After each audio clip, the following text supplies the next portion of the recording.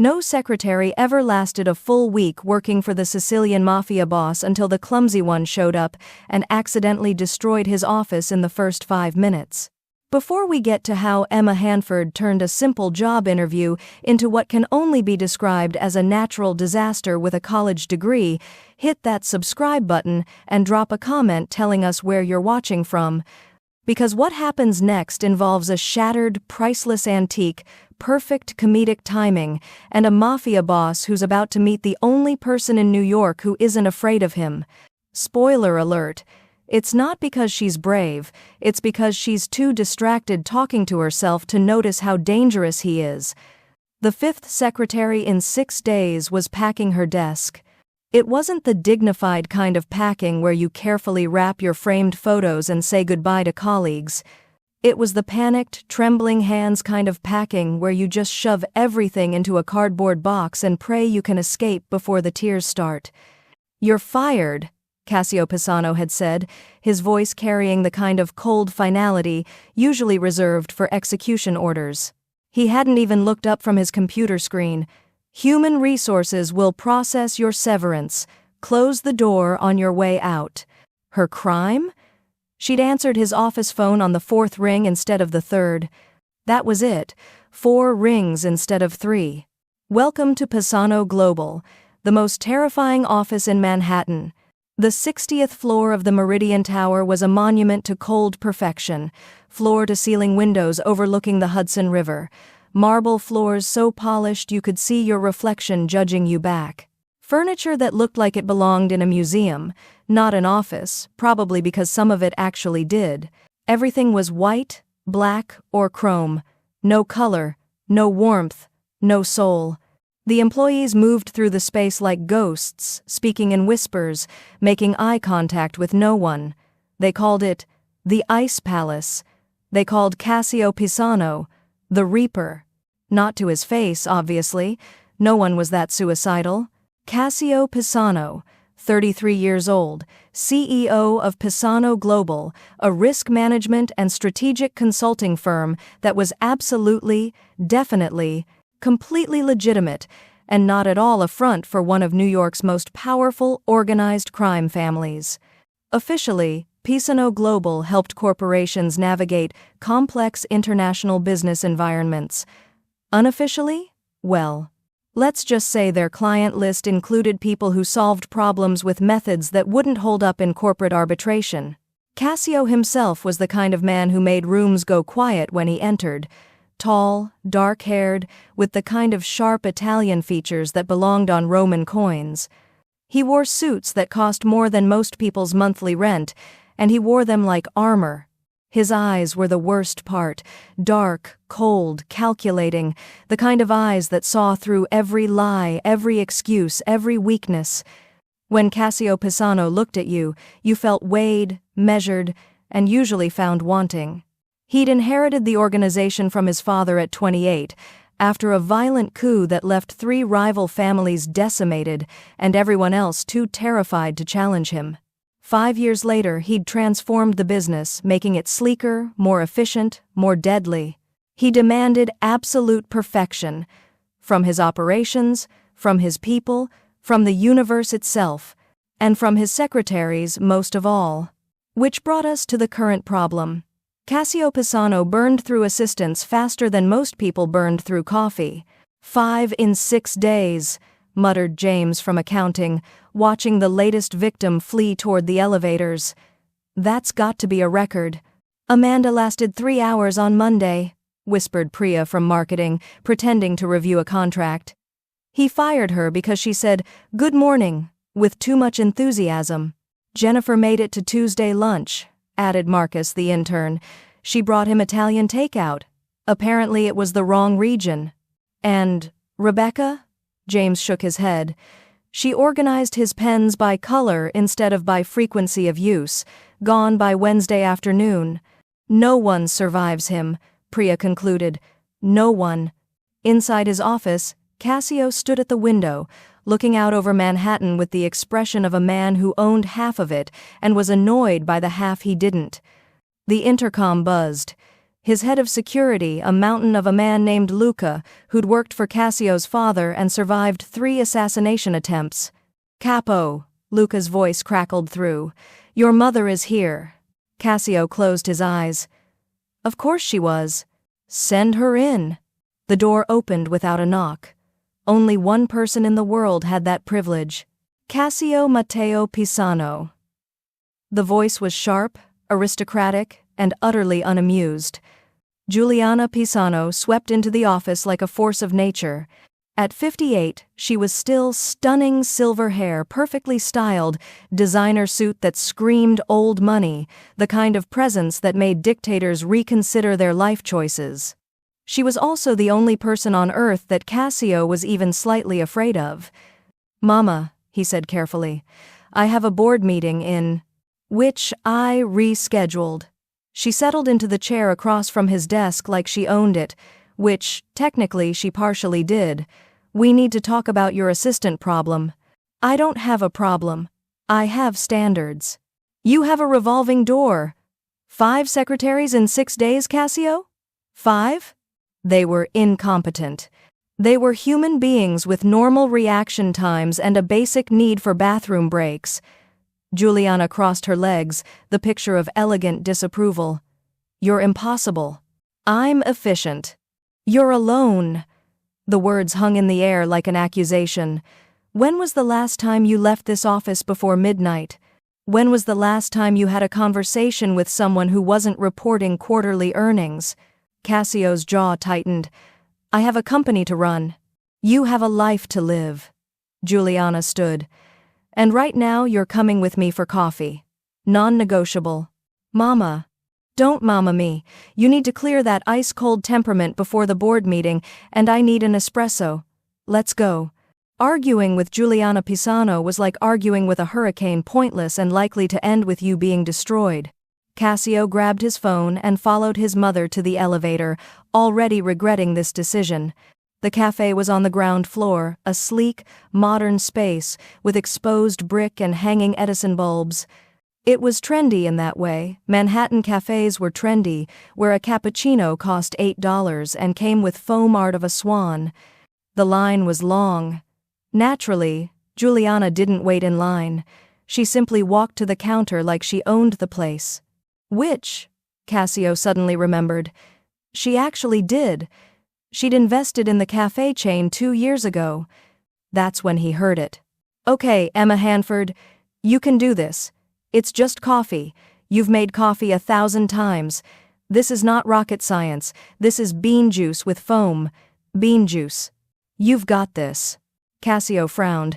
Someone was talking to themselves, out loud. Behind the counter stood a young woman, 25, maybe, with light brown hair pulled into a messy ponytail that was already losing the battle with gravity. She wore the cafe uniform with a name tag that read Emma, and an apron that had what looked like 3 different types of stains. She was staring at the espresso machine like it was a bomb she had to defuse. "All right, press the button, the right button, that one. No wait, not that one, the other one. The steamer. Yes, perfect." She pressed something. The machine made a sound like a dying whale. A jet of steam shot out sideways, hitting her directly in the face. "Fantastic. Now I look like I fought a volcano and lost." She grabbed a towel, wiped her face, tried again. "Okay, round 2. Let's be friends. Espresso machine. I'll be gentle. You be cooperative. Deal?"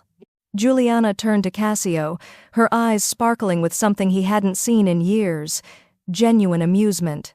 "She's perfect," Giuliana whispered. "She's a disaster," Cassio corrected. "Exactly." The young woman, Emma, finally produced something that looked like a cappuccino. She held it up to the light, examining it like a jeweler appraising a diamond. "Okay. Not bad. The foam is a little lopsided, but so is my life. So we're matching. That's aesthetic consistency. Very professional." She set the cup on the counter with excessive care, like she was handling nitroglycerin. Giuliana approached. "Excuse me, dear." Emma looked up, startled, like she'd forgotten there were actual customers in the cafe. "Oh, hi, hello. Yes. How can I? She noticed Cassio standing behind his mother, and her eyes went wide. Oh no. Oh no no no. You're Cassio Pisano, the CEO of this entire building, who technically pays my salary through like 17 layers of corporate hierarchy, but still. She took a breath. Okay, Emma, stop talking. Make the coffee. Impress the scary billionaire. Don't spill anything. Don't break anything. Just smile and be normal. Cassio raised an eyebrow. She really was talking to herself, out loud, constantly. 2 espressi, please, Juliana said, her smile growing. 2 espressi. Perfect. Simple. I can do this. 2 little cups of bean juice. Easy. Emma turned back to the machine. Okay, machine. We're friends now, right? We bonded during the foam incident. Let's make this work. Juliana leaned toward Cassio. I want her. What? As your assistant. Cassio nearly choked. You're joking. I'm completely serious. Juliana watched Emma with the same expression she used when she found a Caravaggio at an estate sale. She's perfect for you. She talks to coffee machines. And you talk to spreadsheets at 3 a.m. Everyone has quirks. Before Cassio could respond, Emma turned around with 2 tiny cups of espresso, the crema perfectly golden. Here you go, 2 espressi. No casualties, no steam injuries, just pure caffeinated excellence. She beamed. Juliana took both cups, handed one to Cassio, then did something completely insane. She pulled a business card from her purse and slid it across the counter. Dear, have you ever considered a career change? Emma blinked. What? Human Resources, 12th floor, Monday morning, 9 a.m. Tell them Juliana Pisano sent you. Don't be late. And then Juliana simply walked away, leaving Cassio frozen and Emma staring at the business card like it might explode. Wait, what just happened? Emma looked at Cassio. Did your mother just offer me a job? In this building? The building where you fired 5 people in 6 days? Cassio closed his eyes. Welcome to my personal nightmare, Miss Hanford. And then he turned and walked away, leaving Emma standing behind the counter, whispering to herself, Okay, that was insane, completely insane. Should I go? Should I not go? Did I just get headhunted by a mafia boss's mother while wearing an apron covered in milk stains? Is this how people die? This feels like how people die. Outside the cafe, Juliana was waiting with a smile that could cut glass. She's perfect, Cassio. She's chaotic, Mama. She's exactly what you need. Juliana sipped her espresso. Someone who isn't afraid to be human. Someone who makes mistakes and laughs about them. Someone who'll survive you because she's too busy talking to herself to notice how terrifying you are. Cassio looked back at the cafe, where Emma was now apparently having an argument with the espresso machine about boundaries and professional respect. And for the first time in months, maybe years, Cassio Pisano felt something other than cold control. Curiosity, which was somehow even more dangerous. Monday morning arrived with the same enthusiasm as a root canal. Emma stood outside Pisano Global at 8:53 a.m., exactly 7 minutes before her official start time, having learned her lesson about Cassio Pisano's relationship with punctuality. She'd spent the entire weekend reading the 47-page employee handbook that Claire had emailed her, which included gems like Section 12.4, proper pen alignment on executive desks, and Appendix C, acceptable coffee temperature ranges. She was as prepared as anyone could be for working with a man who probably had opinions about the molecular structure of air. Okay, Emma, she muttered, staring at her reflection in the building's glass doors. First day. Don't break anything. Don't spill anything. Don't say anything sarcastic out loud. Just smile, nod, and survive until lunch. She walked into the lobby. At exactly 8 hours, 59 minutes and 30 seconds, she stepped into the elevator. At exactly 9 hours, the doors opened on the 60th floor. Claire looked up from her desk, checked her watch, and gave the smallest nod of approval. On time. Impressive. Most people overcorrect on day 1 and arrive early. I read the handbook. Twice. I now dream in 6-minute increments. Good. You'll need that. Claire stood, gestured toward a smaller desk positioned outside Cassio's office. That's yours. Computer is already set up. Password is on the post-it note. Mr. Pisano will be here in 4 minutes. He'll give you your first assignment immediately. No warm-up period. No orientation. Just work. Fantastic. Nothing says welcome to the team like immediate high-pressure tasks. Claire's mouth twitched. You're going to be entertaining to watch. That's what people said about the Titanic. At exactly 9:04 a.m., Cassio emerged from the private elevator. He moved through the office like a force of nature, swift, purposeful, terrifying. His black suit was immaculate. His expression was unreadable. He didn't acknowledge Emma as he passed, just dropped a thick file folder on her desk without breaking stride. Conference room in 6 minutes. These contracts need to be organized by date, then by client name, then by dollar amount. I need a summary of each on my tablet. Go. And then he was gone. The door to his office closing with a soft click that somehow sounded ominous. Emma stared at the file folder. It was at least 3 inches thick. She opened it. Approximately 200 pages of dense legal contracts, most with multiple amendments, all shuffled together in what appeared to be deliberately chaotic order. Okay, she whispered. He wants me to fail. This is a test. This is designed to be impossible. She checked her watch. 5 minutes and 40 seconds to do 6 hours of work. Sure. Totally reasonable. This is fine. She started pulling contracts out, spreading them across her desk in organized chaos. Her art history brain kicked in the same part that could look at a Renaissance painting and identify 17 different classical references, was now sorting legal documents by visual patterns. Dates in the header. Client names in bold. Dollar amounts always in the 3rd paragraph.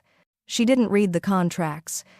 She scanned them, her eyes picking out patterns, her hands sorting on autopilot while her brain did 3 things at once. Okay. Chronological first, 2019, 2020, 2021, 2022, current year. Then, alphabetical within each year A, B, C, this one's under Donato, this one's Moretti, and dollar amounts are helpfully always 3rd paragraph, usually 2nd sentence. She typed summary notes into the tablet with one hand while organizing papers with the other. At 9:09 a.m., she grabbed the organized contracts and the tablet and walked to the conference room. At 9:10 a.m., she pushed open the door. Cassio sat at the head of the table, watching the clock on his computer screen. When she entered at the exact moment the display changed to 9:10 a.m., his eyebrow raised fractionally. Contracts organized by date, client name, and dollar amount, Emma said, setting the stack down. Summaries are on the tablet, organized in the same order. I flagged 3 contracts that have conflicting amendment dates and might need legal review. Cassio picked up the tablet, scrolled through her notes.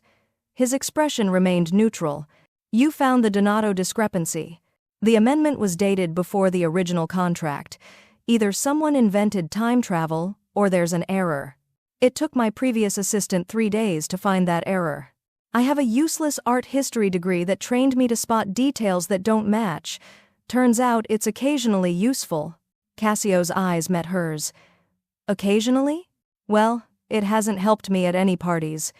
Hey, did you notice that painting has the wrong type of gilding for its supposed era? Isn't a great conversation starter. Despite himself and Emma could see him fighting it, Cassio's mouth twitched. Next task, he said, standing. Follow me. The rest of Monday was a blur of impossible tasks delivered with military precision. This client list needs to be cross-referenced with our meeting database and organized by profitability per hour of engagement time. These expense reports need to be audited for irregularities. You have 12 minutes. Call these 6 people and reschedule their meetings to optimize my afternoon calendar. None of them can know they're being rescheduled because of each other. Emma tackled each task with a combination of frantic energy and muttered commentary. Cross-reference by profitability. Sure. I definitely know what that means. I'll just use my psychic powers to— oh wait, there's a formula at the bottom of the spreadsheet. How helpful. How very— I'm testing you to see if you read to the end— helpful. When she spilled coffee on her keyboard during the expense report audit, of course she didn't panic.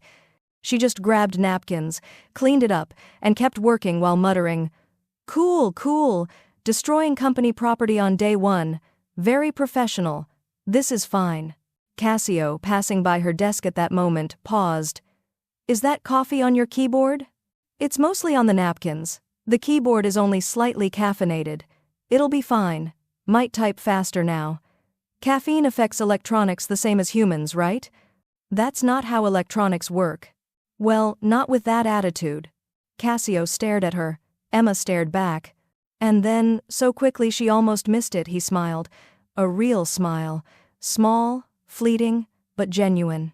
He walked back into his office without another word. Emma let out a breath she didn't know she'd been holding.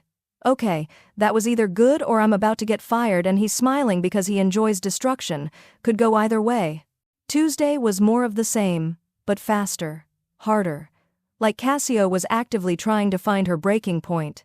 These shipment schedules need to be cross-referenced with our security rotation schedule. Find any overlaps.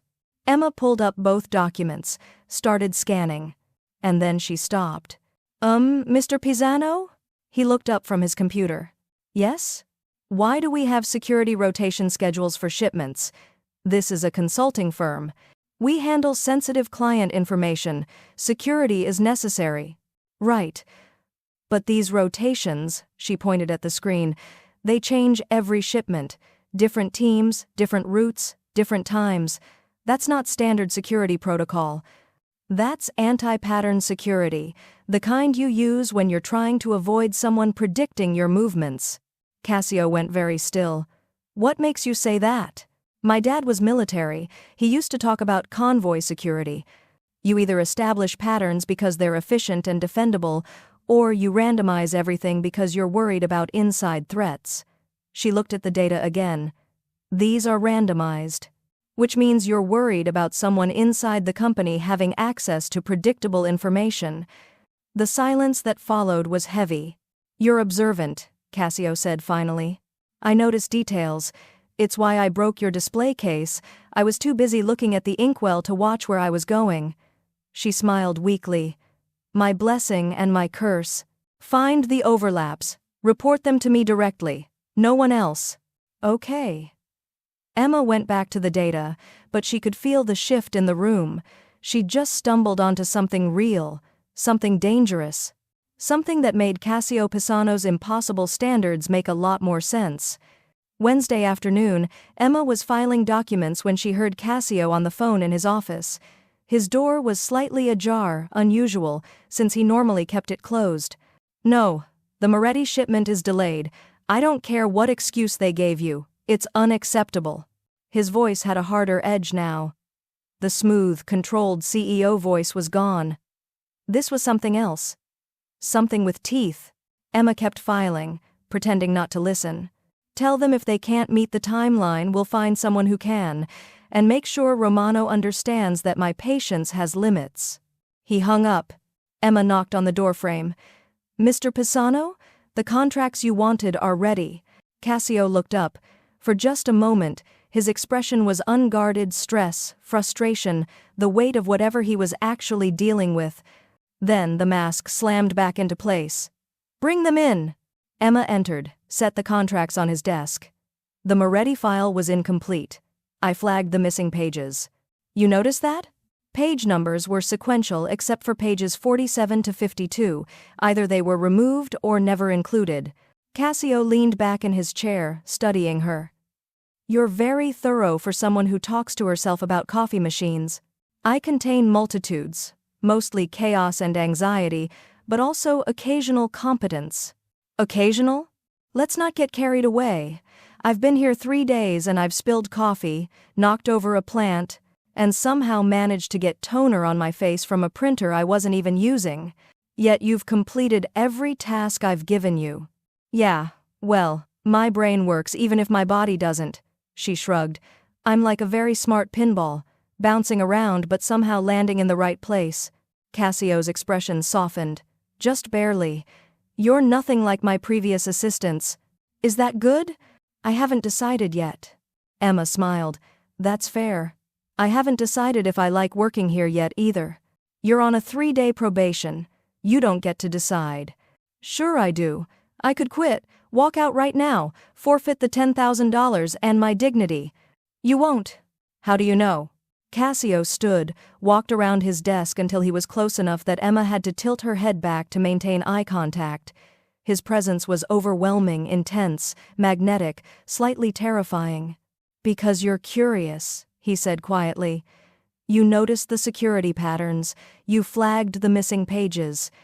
You're wondering what kind of consulting firm needs this level of operational security. He smiled sharp, knowing. And you're wondering if I'm dangerous. Emma's heart hammered. Are you? Very. Should I be scared? Probably. Am I? His eyes held hers. You tell me. Emma should have been terrified. Should have grabbed her bag and run. Should have called the police, the FBI, her mother. Instead, she heard herself say, I've survived 3 days of your impossible standards. Whatever else you are, I can probably handle it. Cassio laughed, a real, genuine laugh that transformed his entire face. Emma Hanford, you're either going to be the best decision I've ever made or the one that finally destroys me. Can I be both? Probably. He stepped back, the moment breaking. Go home. You've survived your 3-day trial. Report Monday at 9 a.m. You're officially hired. Emma blinked. I am? Don't sound so surprised. You earned it. He returned to his desk. And Emma? Yes? Whatever you think you've figured out about this company, you're right. And that makes you either very valuable or very dangerous to me. Which one am I? Cassio's smile was all edges. I'm still deciding. Emma left his office, grabbed her bag, and made it to the elevator before her legs started shaking. She'd just been hired by a man who was definitely running something illegal. She should quit. Should run, should report him. Instead, she pressed the button for the lobby and whispered to herself, Emma, you're either about to have the adventure of your life or end up on a true crime podcast. Possibly both. The elevator descended. And Emma Hanford realized she was okay with that. Emma spent the weekend doing something incredibly stupid, researching Cassio Pisano. Not the official biography CEO of Pisano Global, Harvard MBA, Forbes 30 under 30 at 29, various philanthropic board positions.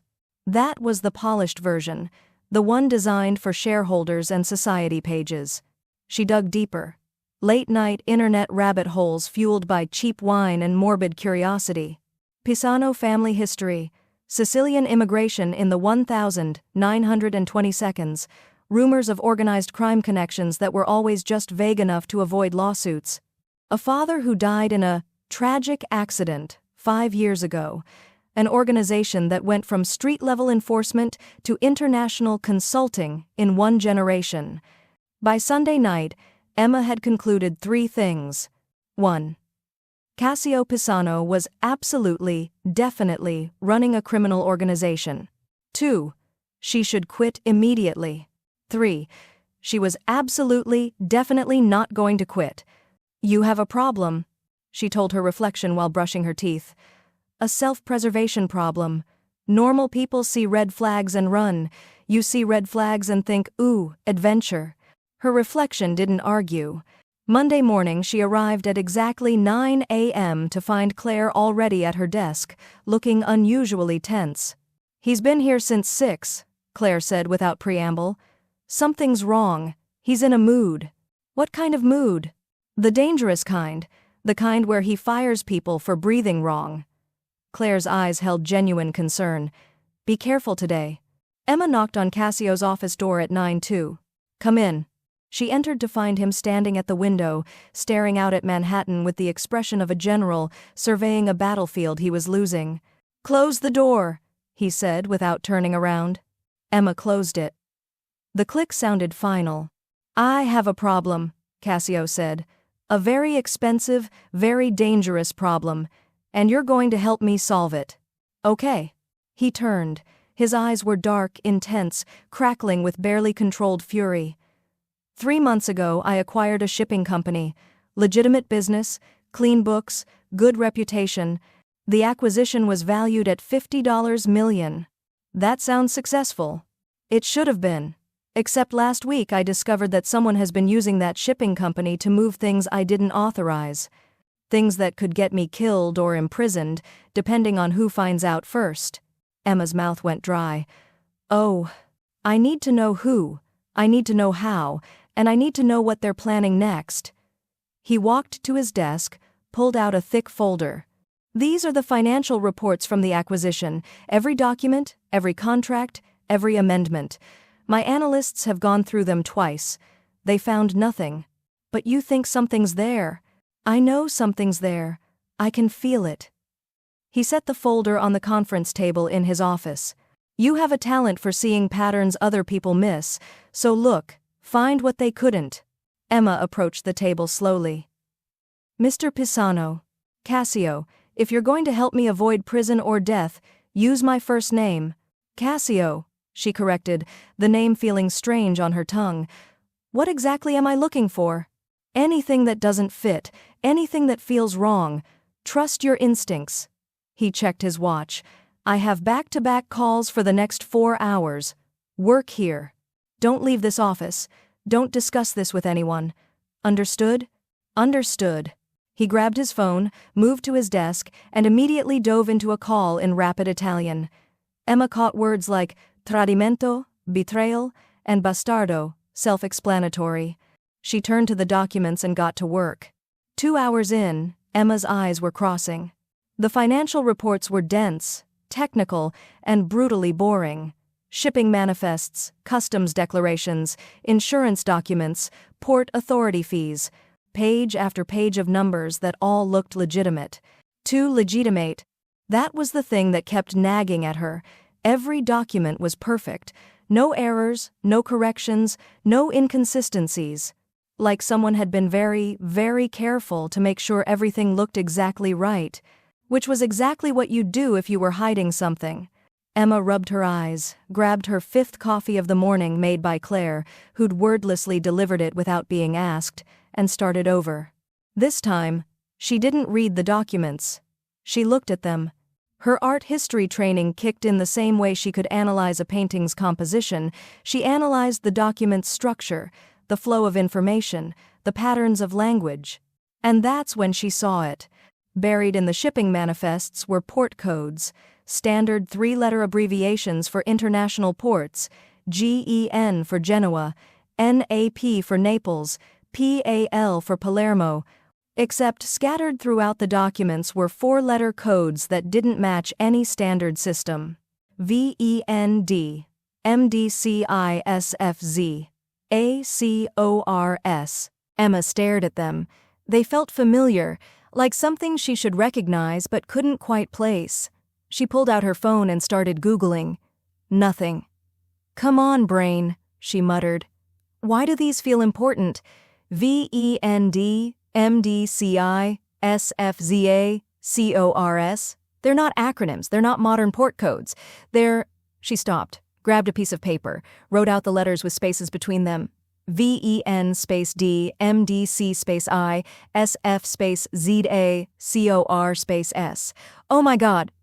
They weren't modern codes, they were old abbreviations, Renaissance abbreviations. VEN meant Venice. The D stood for Doge, the historical ruler. MDC was the Roman numeral for 1600. SFZA meant Sforza, the ruling family of Milan. CORS was Corsica. They were Renaissance Italian trade codes. The kind of shorthand Venetian merchants used in the 1500s when documenting trade routes and political alliances. Emma's thesis had been on exactly this: Venetian trade networks and Renaissance art patronage. She'd spent 6 months translating merchant documents that used this exact system. Someone had encoded modern shipping information using 500-year-old Venetian merchant codes. Her heart racing, Emma grabbed a notepad and started connecting the dots. VEND meant Venice connections, Northern Italian roots. MDCI, the number 1600, was probably a quantity code. SFZA meant Sforza, which historically meant force or power. CORS, Corsica, meant island routes, possibly offshore accounts. She cross-referenced the coded entries with the legitimate shipping data. Emma left the office at 11:47 p.m. with her brain buzzing and her moral compass spinning like a broken compass in a magnetic field.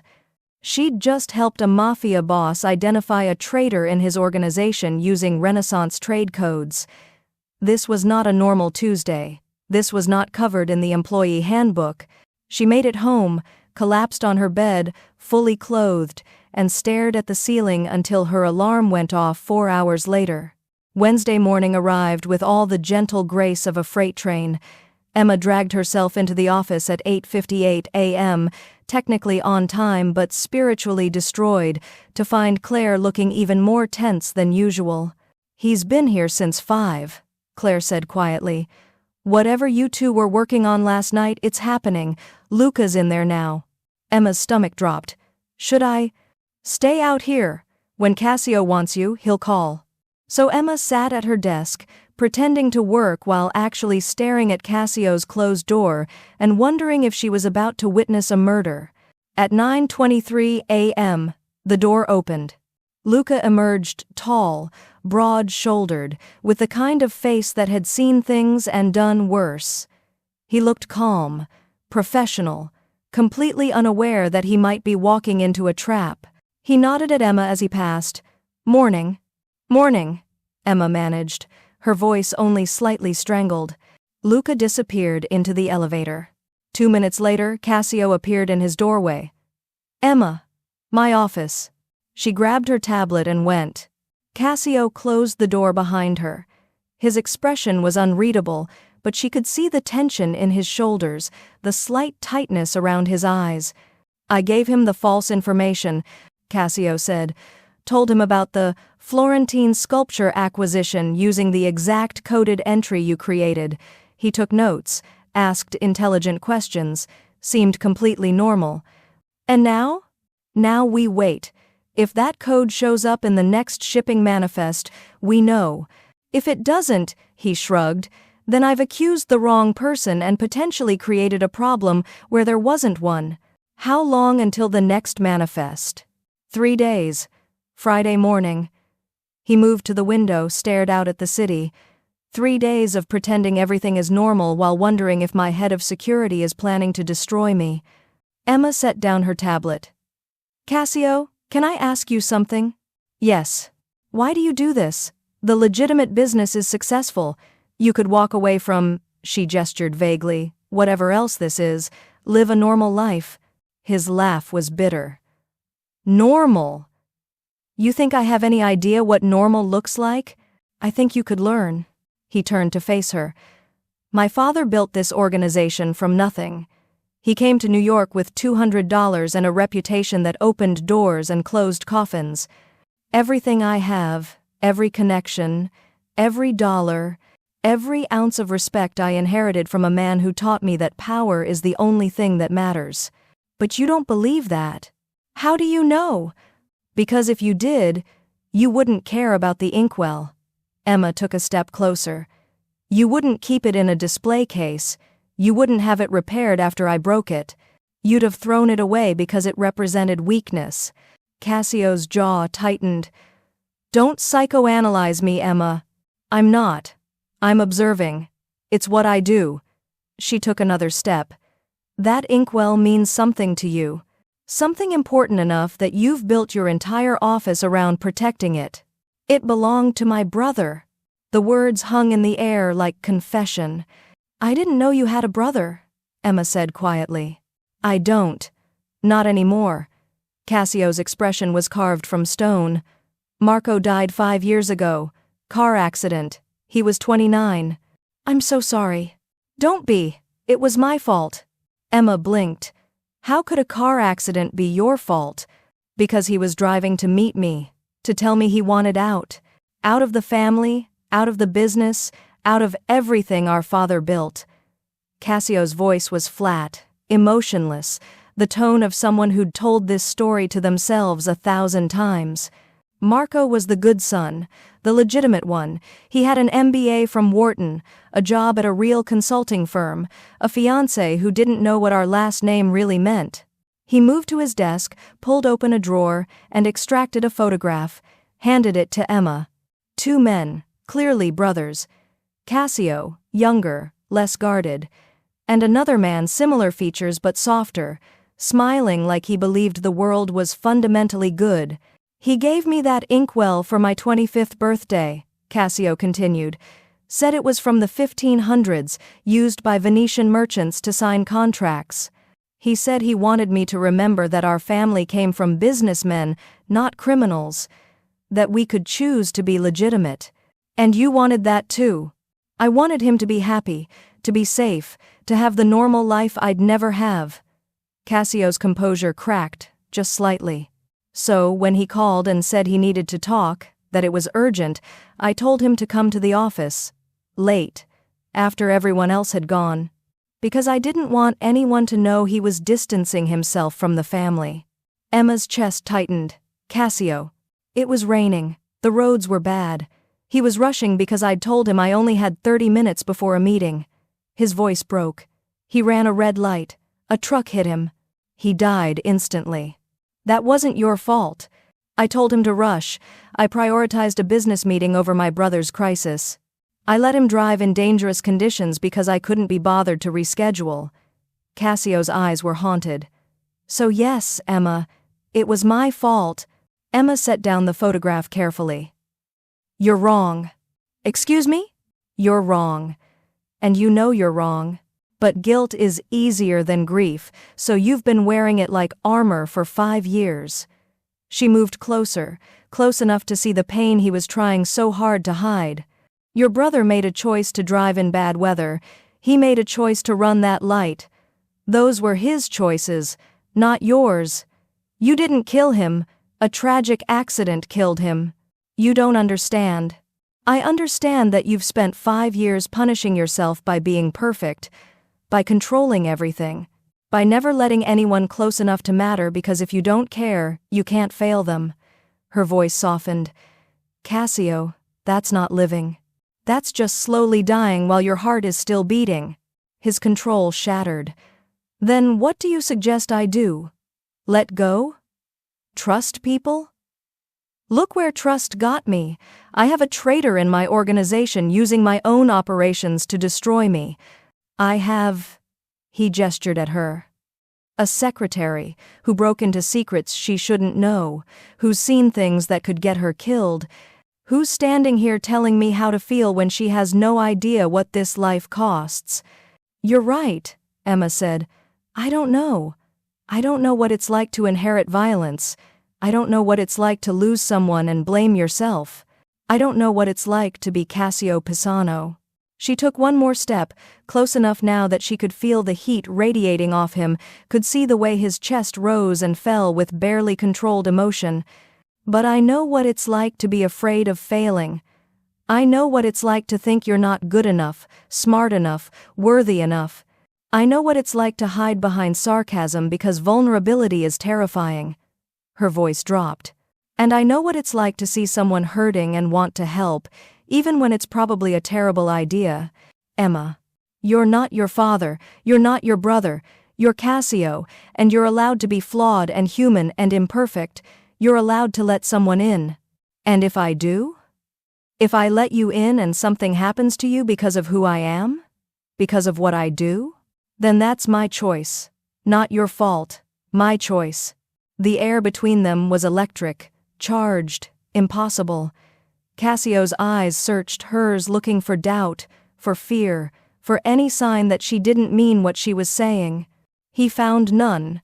"You should run," he said quietly. "You should leave this office, quit this job, forget everything you've seen. I'm dangerous, Emma. To everyone around me. To you. I know. And you're staying anyway." "I'm staying anyway." "Why?" Emma took a shaky breath. "Because for the first time in years, I'm not bored. I'm not invisible. I'm not just going through the motions waiting for my real life to start. She smiled, tentative and honest. Because you see me, really see me. Not the clumsy girl who breaks things. Not the failed art history major. Just me. Cassio's hand came up, cupped her face with surprising gentleness. Emma Hanford, you are either going to save me or destroy me. Can I be both? Probably. And then he kissed her. It wasn't gentle, wasn't tentative, it was fierce, desperate, consuming 5 years of isolation and grief and guarded loneliness finally breaking through the walls he'd built. Emma kissed him back with equal intensity, her hands fisting in his shirt, pulling him closer, needing the contact like oxygen. This was insane, this was dangerous, this was her boss, a criminal, someone who lived in a world of violence and secrets. And she didn't care. Because beneath the danger and the darkness, Cassio Pisano was just a man who'd spent 5 years punishing himself for being human, who'd built an empire of control because he was terrified of losing someone again, who'd just let her see the broken pieces he'd been hiding behind impossible standards and icy commands. When they finally broke apart, both breathing hard, Cassio rested his forehead against hers. "This is a terrible idea," he murmured. "The worst," Emma agreed. "You work for me, I'm your boss, this is wildly inappropriate." "Completely. And there's a very real chance that in 3 days we're going to discover I have a traitor who wants me dead. That does complicate things." "Despite everything," Cassio laughed. "You're remarkable. I'm impulsive and bad at self-preservation." "That too." He pulled back, his thumb tracing her jawline. "Emma, if you stay, if we do this, I can't promise it will be safe. I can't promise it will be easy. I can't even promise we'll survive whatever is coming. I'm not asking for promises. I'm asking for truth. The truth is, I haven't felt anything real in 5 years. And then you showed up, broke my inkwell, decoded Renaissance trade routes, and somehow made me remember what it's like to be human." His eyes held hers. "The truth is, you terrify me more than any enemy I've ever faced. Because I matter. Because you matter." Emma kissed him again, softer this time, but no less intense. When they broke apart, she smiled. "So what now? Now we wait 3 days. We see if Luca is the traitor. We deal with whatever comes next." He tucked a strand of hair behind her ear. "And I try very hard not to get you killed in the process. I'd appreciate that. I have student loans to pay off. Dying would be financially inconvenient." Cassio's laugh was genuine, warm. "There she is, my sarcastic, brilliant, impossibly brave Emma." "You're Emma? If you'll have me." "Cassio Pisano, you're a mafia boss with control issues, trust problems, and a tendency to fire people for breathing wrong. Is that a yes?" Emma grinned. "It's definitely a yes." Outside the office, the city continued its chaos. Inside, 2 people who shouldn't have fit together, the criminal and the clumsy art historian, held on to each other like lifelines. And Emma realized that sometimes the most dangerous thing you could do was exactly the right thing. Even if it might kill you. Especially then. Friday morning arrived with the weight of a guillotine blade. Emma had barely slept the past 2 nights, her brain cycling through every possible outcome of what they were about to discover. She'd replayed their kiss approximately 700 times, analyzed every word of Cassio's confession, and had 3 separate panic attacks about the fact that she was now romantically involved with a man who quite literally had people killed for a living. But she showed up at 8:57 a.m. anyway, because apparently her survival instincts had completely abandoned her. Claire took one look at her face and slid a large coffee across the desk. "You look like death." "Thanks. Very professional observation. The shipping manifest came in 20 minutes ago. He's been reviewing it since." Claire's voice dropped. "Emma, I don't know what you 2 found, but Cassio looks like he's about to start a war." Emma's stomach clenched. "That bad?" "Worse." At exactly 9 a.m., Cassio's office door opened.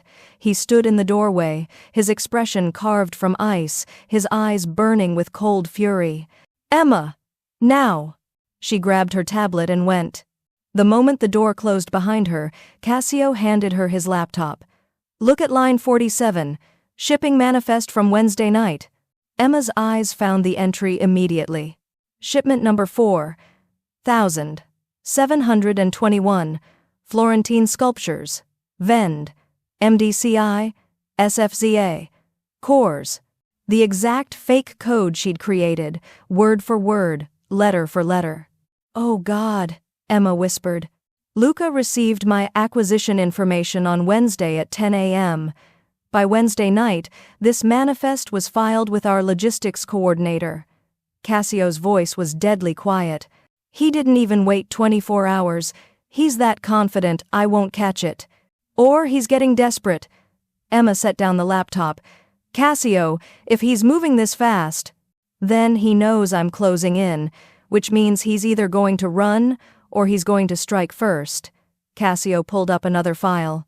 I had our IT department pull Luca's complete background file, everything from his hire date to his family history. Look at this. He pointed to a section of text.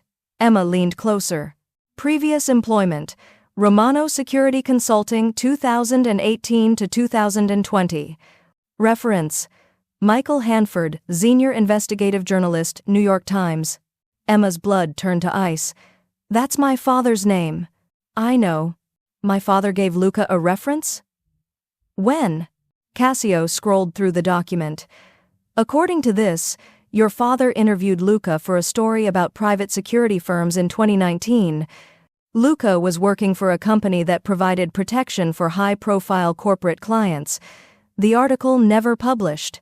Emma's mind raced. My dad was working on a series about organized crime connections to legitimate businesses. He interviewed hundreds of people. Most of the stories got killed by legal or by editorial. Do you remember him mentioning Luca? Or Romano Security? Emma stopped. Closed her eyes. Tried to remember. Maybe. He was frustrated that year. Said he'd found connections between security firms and crime families but couldn't prove it without sources going on record. She looked at Cassio. You think my father discovered something about Luca? I think Luca gave your father information he shouldn't have. Information that could have exposed connections between Romano Security and actual organized crime operations. Cassio pulled up another screen. Romano Security was shut down in 2020 after the owner, Victor Romano, died in a car accident. Emma felt sick. Another convenient accident. Exactly. 6 months later, Luca applies to work for me, comes with impeccable references. My father hires him immediately. Cassio's expression was grim. Emma, what if Luca didn't just betray me? What if he's been planning this for years? Working for Victor Romano, getting caught, having to disappear that investigation, and then infiltrating your organization to finish what he started. Emma's hands were shaking.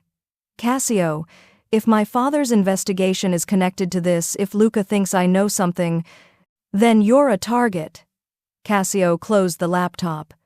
Which is why you're leaving. Today, I'm putting you on a plane to somewhere Luca can't find you until this is resolved. What? No! This isn't a negotiation, Emma. Luca is dangerous. He's connected to your father's investigation, and he now knows I'm looking into the manifests because I haven't given him any new acquisition information in 2 days. Cassio's voice was firm. He's going to move soon. When he does, anyone close to me becomes a target. Then I'm already a target. Running won't change that. Emma stood, planting herself between Cassio and his desk. And besides, you need me. I need you safe. You need me here. I'm the only one who can read those codes. If Luca creates new manifests, if he changes his pattern, your analysts won't catch it. I will, Emma. And there's something else. She pulled out her phone, started scrolling through old emails. After my dad died, I inherited all his research files. Notes, interviews, documents he never published. I haven't looked at them in years because it was too painful, but if Luca is connected to that investigation... She found what she was looking for, forwarded the email to Cassio's computer. These are my father's archived notes. organized by subject, source, and date. If he interviewed Luca, if he discovered something about Romano security, it'll be in here. Cassio opened the file, started scanning through hundreds of documents. This is years of work. Which is why you need me to help you search. I know my father's filing system. I know what he was investigating. I can find the connection faster than anyone else.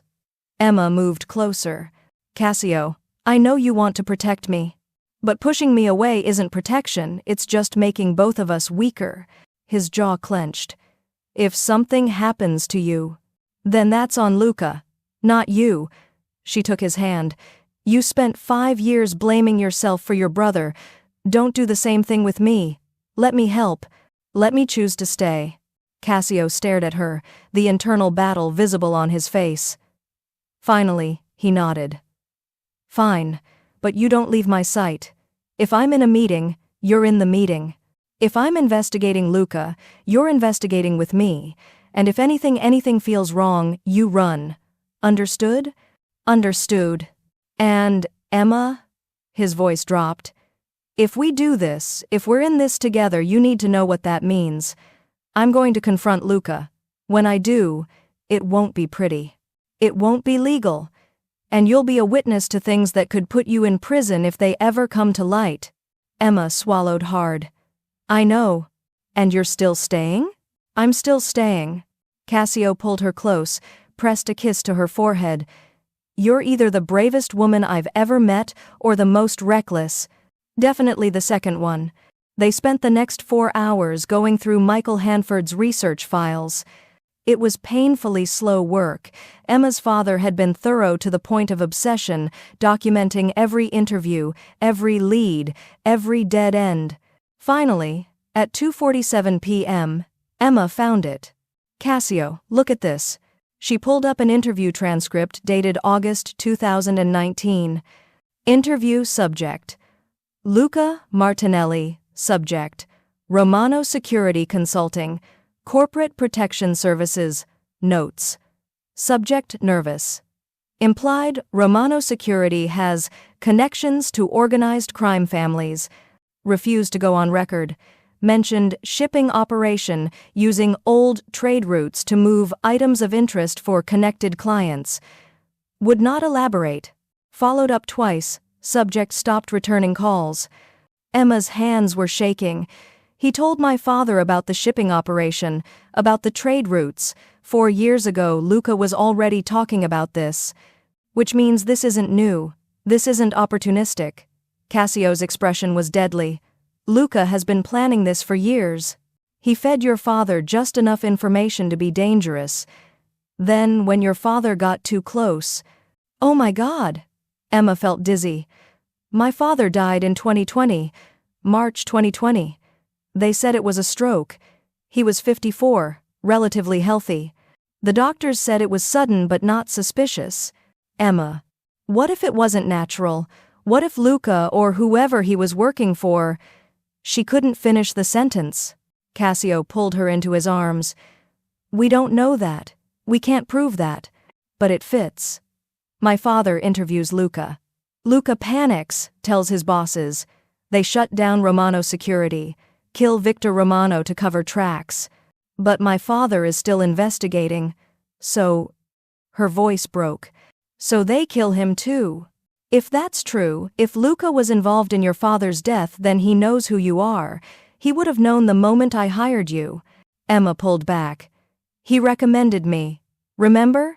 He told you about the temp agency where I'd registered. He said he'd vetted me, that I was low risk because I had no criminal background. He put you in this office deliberately. Cassio's fury was palpable. He wanted you close, either to monitor what you knew or to... His phone buzzed. Text message from an unknown number. I know you know.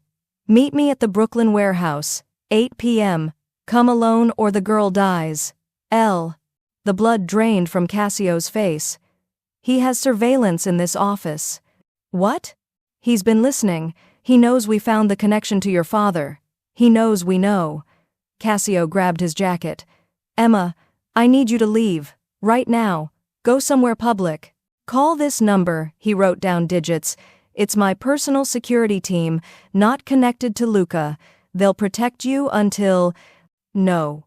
Emma, this isn't negotiable. You're right. It's not. She grabbed her own jacket. If you go alone, he'll kill you. He's expecting you alone, which means he'll have backup, he'll have weapons, he'll have every advantage. You need me there. Absolutely not. I'm not bait, Cassio. I'm leverage, and I'm bait. If I'm there, Luca has to split his attention. He can't just execute you and walk away. Emma's voice was steady despite her terror. Plus, I'm probably the only person who can talk him down if there's a chance at negotiation. There's no negotiation with a man who's been planning to destroy me for 4 years. Then there's a distraction, a complication, anything that gives us an edge. She grabbed his face, forced him to look at her. I'm not leaving you. We're in this together. That's what we agreed. Cassio's control was fracturing. If something happens to you, then you make sure Luca pays for it. But it won't come to that. Emma tried to sound confident. We're smarter than him. We found his pattern. We decoded his system. We can beat him. You sound very certain for someone who's never been in a life-threatening situation. I broke your priceless inkwell and survived. I can survive this too. Despite everything, Cassio almost smiled. Emma Hanford, you are going to be the death of me. Not if Luca gets there first. That's not funny. Little bit funny. Cassio pulled her close, kissed her hard. If we're doing this, if we're going into this together, you follow my lead, you stay behind me, and if I tell you to run, you run. No arguments. Deal? I mean it, Emma. No heroics, no clever plans. You run. I promise. She was lying. They both knew it. But as they prepared to walk into a trap that could get them both killed, Emma realized something crucial. She'd spent her whole life being invisible, being careful, being the person who watched life happen instead of living it. Tonight, she was going to fight. For Cassio. For her father's memory. For the truth. And maybe, just maybe, they'd both survive. But even if they didn't, at least she'd die being seen. That was worth something. That was worth everything. They had 4 hours to prepare for a confrontation that would probably get them both killed. Cassio made 3 phone calls. Each one was brief, coded, and ended with the same phrase. Alle 8, Brooklyn. Venite armati. 8 o'clock, Brooklyn, come armed. By 4:30 p.m., 6 men had arrived at a private location. Cassio owned a legitimate office building with a not-so-legitimate basement that looked like it had been designed by someone who watched too many spy movies and had the budget to make them reality. Emma stood in the corner of the war room because that's absolutely what it was, a literal war room with maps and monitors and enough weapons to stage a small coup feeling completely out of place. The men Cassio had called were not corporate security. These were soldiers. Real ones, the kind who'd seen combat and had the scars and dead eyes to prove it. They spoke in rapid Italian, checked weapons with practiced efficiency, and didn't ask questions. When Cassio said, "Brooklyn warehouse hostile situation," they just nodded and started planning. Emma felt like she'd walked onto a movie set, except the guns were real and the danger was very, very literal. "Okay," she whispered to herself. "You're in a mafia war room. This is fine. This is totally normal. Just another Thursday. Very casual. Very, oh God, is that a sniper rifle?" "Emma." Cassio's voice cut through her spiral. "Come here." She crossed the room to where he stood over a map of Brooklyn's industrial district. "Yes?" "Show me the warehouse location," Luca specified. Emma pointed to a spot on the map. "Here. The old shipping facility on the water. It's been abandoned for 2 years. One of Cassio's men, a man named Marco who looked like he could bench press a car, frowned. "Bad location for us. Multiple entry points, no cover, surrounded by water on 3 sides. Which is exactly why Luca chose it," Cassio said. "He wants us trapped. Limited escape routes, plenty of places for his people to set up position. He looked at his team. Standard ambush setup. He'll have men on the roof, probably more at the exits. We go in. We're walking into a kill box. So we don't go in standard, Emma said. Everyone turned to look at her. I mean, she faltered under the weight of 6 extremely dangerous men staring at her. I'm just saying, if he's expecting a standard tactical approach, maybe we do something unexpected? Like what? Marco's tone wasn't dismissive. Just curious. Like Emma's brain scrambled like we use my clumsiness. Cassio raised an eyebrow.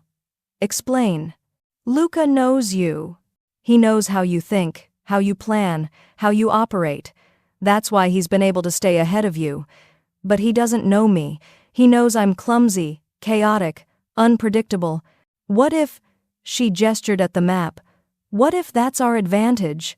You want to use chaos as a tactical strategy, Cassio said slowly. I want to do what I do best, create distractions through complete accident. Emma pointed at the map. If we go in with a perfect plan, Luca counters it because he can predict you. But if I do something completely random, knock something over, cause a scene, create noise in the wrong place, it throws off his positioning, makes his people react instead of act. Marco looked at Cassio. Capo, she's suggesting we weaponize incompetence. I prefer strategic unpredictability, Emma corrected. But yes. Despite the tension, Cassio smiled. It's insane. But is it wrong? No. He looked at his team. We plan for a standard tactical entry positions, timing, communication, but we build in flexibility for Emma to create chaos at critical moments. When she does, we exploit the confusion. How do we know when she's creating intentional chaos versus actual chaos? Another man asked. Emma and Cassio exchanged a look. You won't, Emma admitted. That's kind of the point. Even I won't know sometimes. Marco laughed. A deep, genuine sound. Dio mio, we're going into a firefight with a chaos agent who doesn't know when she's being chaotic. This is the stupidest brilliant plan I've ever heard. Or the most brilliant stupid plan, Emma offered. Either way, we're all probably dying, Marco said cheerfully. I respect that. At 6 p.m., the team began gearing up. It was like watching a very efficient, very deadly costume change. Kevlar vests, comms equipment, weapons that Emma didn't know the names of but assumed were very illegal. Cassio handed her a vest. Put this on. I don't know how. I'll help you. He moved behind her, adjusting straps with practiced ease. His fingers brushed her shoulders, her waist, and despite the circumstances, Emma felt her pulse quicken. This feels very intimate for a pre-combat situation, she muttered. Get used to it. If we survive tonight, I plan on many more intimate situations. That's very presumptuous. I'm an optimistic person. He finished with the vest, turned her to face him. How does it feel? Heavy. Uncomfortable. Like I'm wearing a very unfashionable turtle shell. It'll stop most handgun rounds. Rifle rounds will still go through, so try not to get shot with anything high caliber. I'll add that to my to-do list. Don't get shot with high-caliber weapons. Very helpful advice. Cassio's hands lingered on her shoulders. Emma, if you're about to tell me to stay here, save your breath. We already had this fight. I won. I was going to say thank you. That stopped her. For what? For staying. For being brave enough to walk into danger with me, for he struggled with the words, for making me remember what it's like to have someone worth protecting. Emma's throat tightened. Cassio, you don't have to protect me. I'm choosing this. I know. But I'm going to protect you anyway. His intensity was overwhelming. If anything goes wrong tonight, if Luca has more people than we expect, if the plan fails, if everything goes to hell, you run. You get out. You survive. And leave you? And live. For both of us. He cupped her face. Promise me. Emma wanted to promise, wanted to give him that reassurance. But she'd never been good at lying, and she wasn't about to start now. I promise I'll do my best to survive, she said carefully. That's all I can guarantee. Cassio's expression said he knew exactly what she wasn't promising. "You're impossible. You keep saying that like it's a bad thing. It's the best thing." He kissed her deep, desperate, like he was trying to memorize the taste of her. When they broke apart, his eyes were dark with emotion. "When this is over, when we've dealt with Luca and you're safe, I'm taking you to dinner. Real dinner. Somewhere normal where the only danger is bad service. Is that a promise or a threat?" "Both." "Then I guess we better survive." "Guess we better." Marco cleared his throat loudly. "Hate to interrupt the romantic moment, Capo, but we need to move. It's 7:15. Cassio stepped back, his mask sliding into place. "Final checks. We leave in 5 minutes." The team moved with military precision.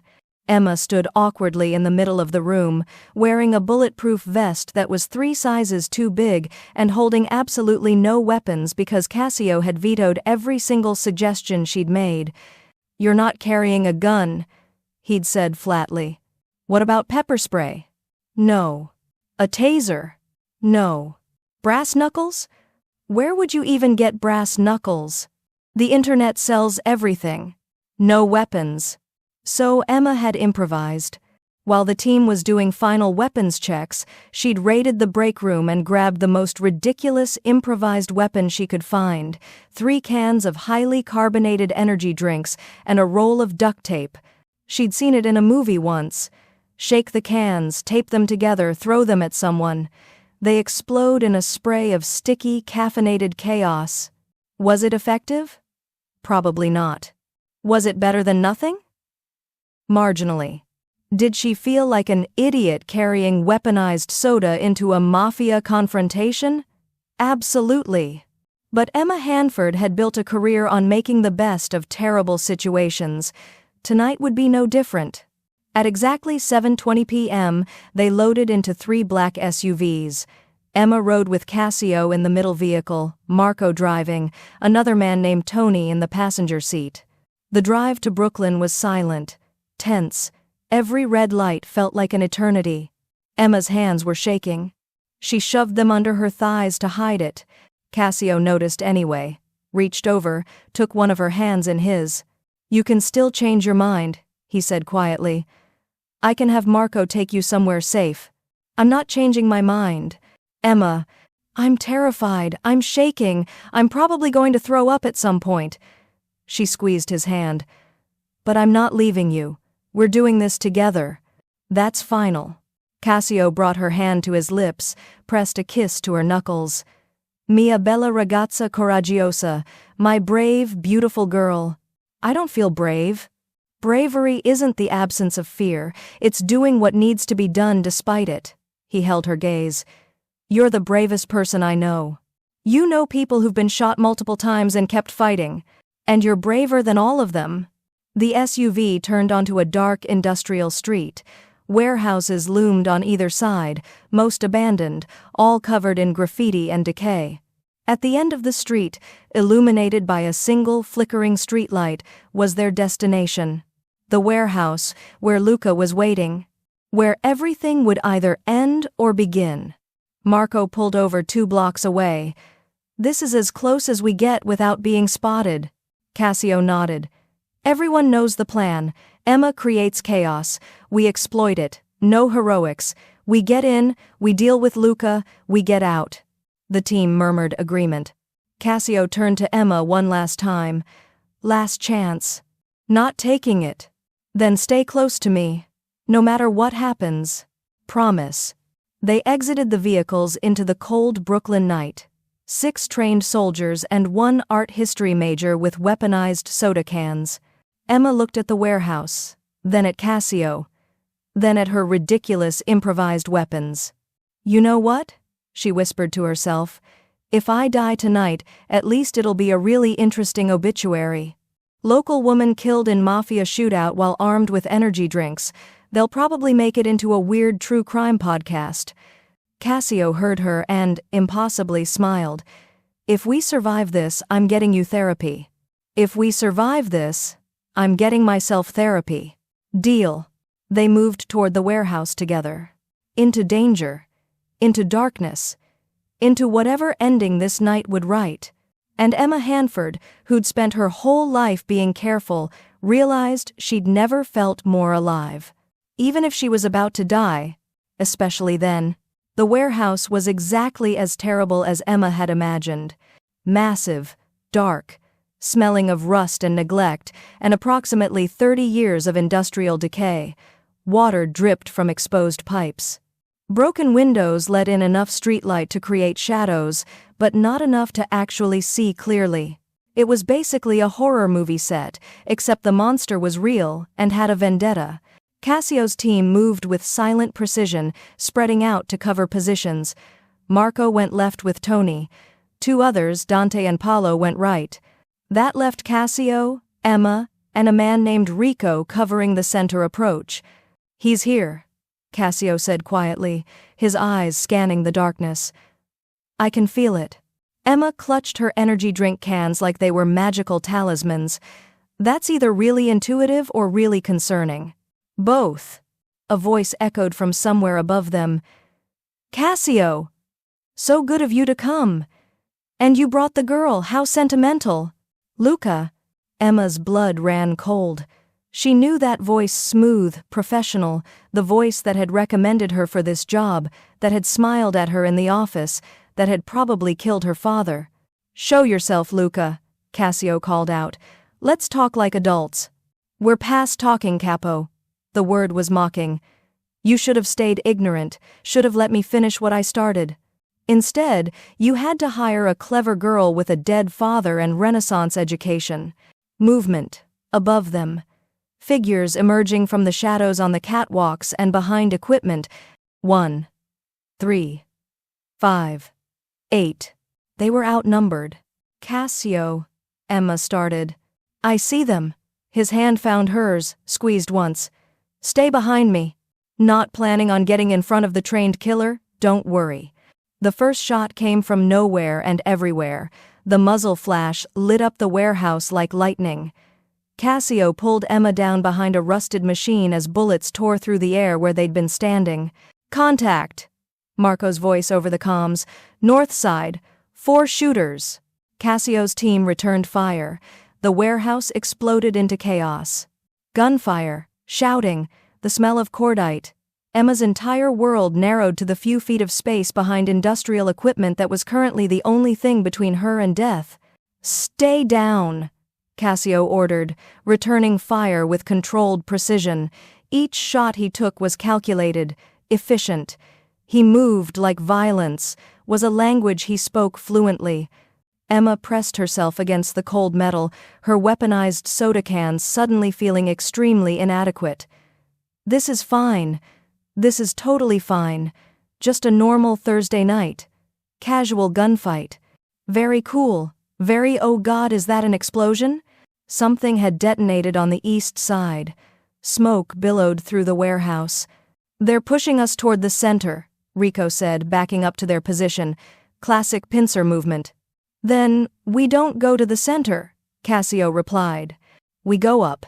"Up where?" "The catwalks. High ground advantage." He looked at Emma. "Can you climb?" "Can I, yes? Maybe?"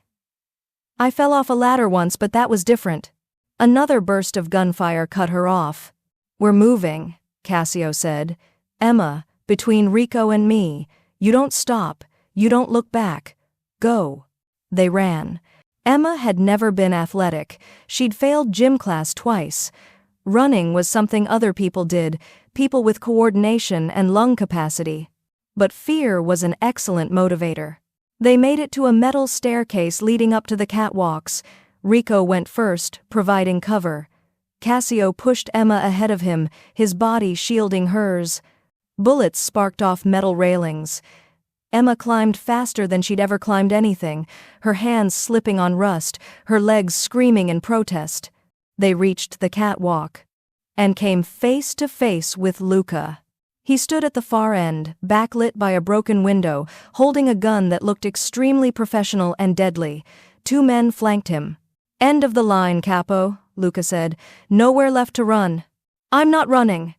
Cassio's weapon was up, aimed steady. "This ends now." "You're right about that." Luca smiled. You know what your problem is, Cassio? You're too sentimental. Your father would have killed me the moment he suspected betrayal. But you? You had to investigate. Had to be sure. Had to bring your girlfriend along because you can't bear to be alone. My father was a paranoid sociopath who died friendless and afraid. But he died powerful. You're about to die weak. Luca's gun shifted toward Emma. Starting with her. Everything happened at once. Cassio lunged forward. Rico opened fire. Luca's men returned it. In the chaos, Cassio took a bullet, not center mass. The vest caught it, but the impact sent him stumbling backward into the railing. For a horrible moment, Emma thought he'd go over. He caught himself, barely. But now, Luca had the advantage. His gun was trained on Cassio, his smile was victorious. Any last words, Capo? Emma's brain did that thing where time slowed down and everything became crystal clear. Luca was focused on Cassio, his men were focused on Rico, no one was watching her. Above Luca's position, barely visible in the shadows, was an old steam pipe. Industrial. Corroded. Probably under pressure based on the faint hissing sound. Emma looked at her energy drink cans. Looked at the pipe. Looked at the duct tape. Oh, this is the stupidest thing I've ever done, she muttered. Then louder, Hey, Luca. He turned, surprised. What? Emma shook the energy drink cans as hard as she could, while simultaneously ripping the duct tape with her teeth because she'd seen this in a movie, and movies were never wrong, right? And hurled the improvised explosive device directly at the steam pipe above Luca's head. Her aim was terrible. The cans sailed past Luca, past his men, hit the pipe at an angle, and exploded in a spectacular spray of carbonated chaos and rust particles as the corroded pipe, weakened by impact and pressure, ruptured completely. Superheated steam blasted through the catwalk. Luca and his men dove for cover, blinded and screaming as scalding vapor filled the air. Now! Emma shouted. Cassio didn't hesitate. He lunged through the steam, his weapon up. 2 shots. Both of Luca's men went down. Luca, half blind and stumbling, raised his gun toward where Cassio had been. But Cassio was already moving, faster than Emma had ever seen him move. He closed the distance, knocked the gun away, and delivered a blow that sent Luca sprawling. The gun skittered across the catwalk, toward Emma. She picked it up, her hands shaking so badly she nearly dropped it. Luca, bloodied and furious, looked at her. You? You ruined everything? A clumsy girl with energy drinks? Ridana. Emma pointed the gun at him with what she hoped was intimidating steadiness. Questa ragazza goffa ha appena salvato il suo capo e distrutto 4 anni dei tuoi piani con bibite gassate e nastro adesivo. This clumsy girl just saved her boss and destroyed 4 years of your plans with carbonated drinks and duct tape. Her Italian was perfect, academic, the kind that said, I'm more educated than you and we both know it. Luca's face twisted with rage. E sai qual è la cosa più divertente? Emma continued, her confidence growing. And you know what the funniest thing is? Hai passato anni a pianificare questo. Anni. E sei stato sconfitto da una storica dell'arte con 0 esperienza di combattimento e un serio problema di coordinazione. You spent years planning this. Years. And you were defeated by an art historian with 0 combat experience and a serious coordination problem. You. Zitta. Shut up. Emma's voice was steel. Hai ucciso mio padre. Hai tradito Cassio. E pensavi di essere così furbo. You killed my father. You betrayed Cassio. And you thought you were so clever. Your father was a fool who asked too many questions. Cassio's fist connected with Luca's face, hard. The sound of impact echoed through the warehouse. Luca went down, stayed down. Cassio turned to Emma, bleeding from his shoulder, breathing hard, his eyes wild with adrenaline and fury, and something that looked a lot like pride. You threw energy drinks at a steam pipe. I improvised. You improvised a thermal weapon using carbonated beverages and infrastructure weakness. I saw it in a movie. What movie? I don't remember. I was very stressed. Despite everything, the gunfire still echoing below, the bodies, the blood, the absolute insanity of the last 10 minutes, Cassio laughed. Then he crossed the distance between them in 2 strides, pulled her into his arms, and kissed her. It wasn't gentle. It was fierce, desperate, the kiss of a man who'd just faced death and found life on the other side. Emma dropped the gun, wrapped her arms around him, kissed him back with equal intensity. When they finally broke apart, both breathing hard, Emma whispered, "We're alive." "We're alive," Cassio confirmed. "I weaponized soda." "You weaponized soda? That's going to be a weird story to tell people." "We're not telling anyone." He pressed his forehead to hers. "Emma Hanford, you are the most extraordinary, terrifying, brilliant person I've ever met. You're bleeding on me." "I know. We should probably do something about that." "Probably." Neither of them moved. Below them, Marco's voice crackled over the comms. "Capo, we've secured the warehouse. Luca's people are down or surrendered. You good?" Cassio pressed the comm. "We're good." Luca's neutralized. "Emma's..." He looked at her, his eyes full of something that looked dangerously close to love. "Emma's a goddamn hero. I threw soda cans at a pipe. That's not heroic. That's chaotic." It was perfect. Police sirens wailed in the distance, getting closer. "We need to go," Rico said, appearing at the stairs. "NYPD response time in this area is approximately 3 minutes. We have 90 seconds. Cassio helped Emma down the stairs, his arm around her waist, protective even now. They made it to ground level where the team was already moving toward the exits. Luca was zip-tied and semi-conscious, being dragged by Dante. "What happens to him?" Emma asked. "Prison. Federal charges. Trafficking, racketeering, conspiracy. He'll die in a cell." Cassio's voice was cold. "But first, he's going to tell us everyone he was working with, everyone who was part of this."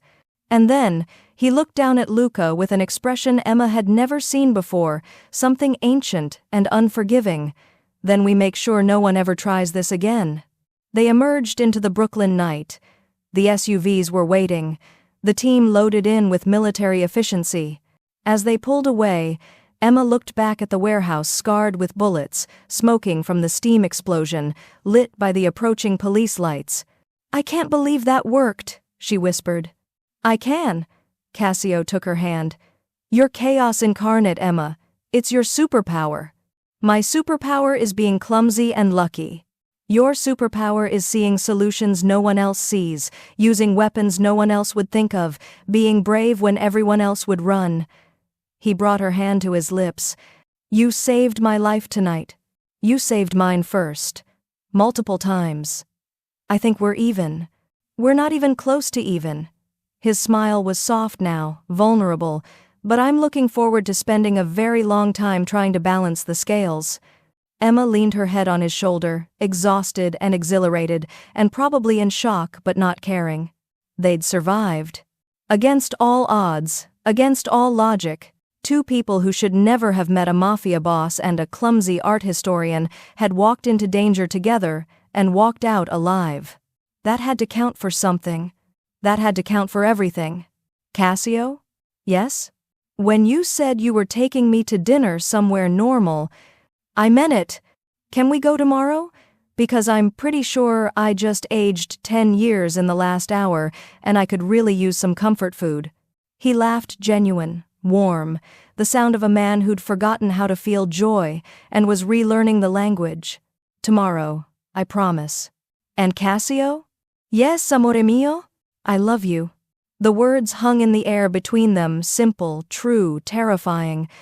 Cassio's hand tightened on hers. "I love you too, even though you're absolutely insane. Especially because I'm insane. Especially because of that." They drove into the Brooklyn night, toward whatever future they'd just fought for. It wouldn't be easy. It wouldn't be safe. There would be more threats, more danger, more moments where chaos was the only option. But they'd face it together. The mafia boss and his clumsy, brilliant, impossibly brave Emma. It was the worst partnership anyone had ever suggested. It was also perfect. The safe house was in Westchester, far enough from Manhattan to feel removed from the chaos, close enough to get back quickly if needed. It was smaller than Emma expected. More home than fortress. Warm lighting, comfortable furniture, a fireplace that actually worked. The kind of place where you could almost forget that the person who owned it had just survived a shootout. Almost. Cassio's team had dispersed after confirming the location was secure. Luca was in federal custody. Marco had made some calls to contacts in the FBI who were very interested in testimony about international trafficking operations.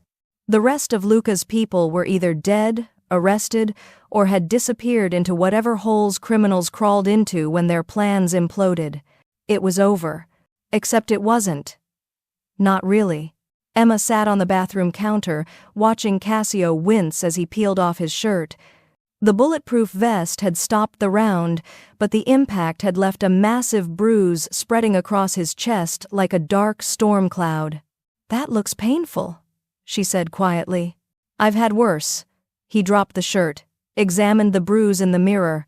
"Couple of cracked ribs, probably. Nothing critical. You need a hospital.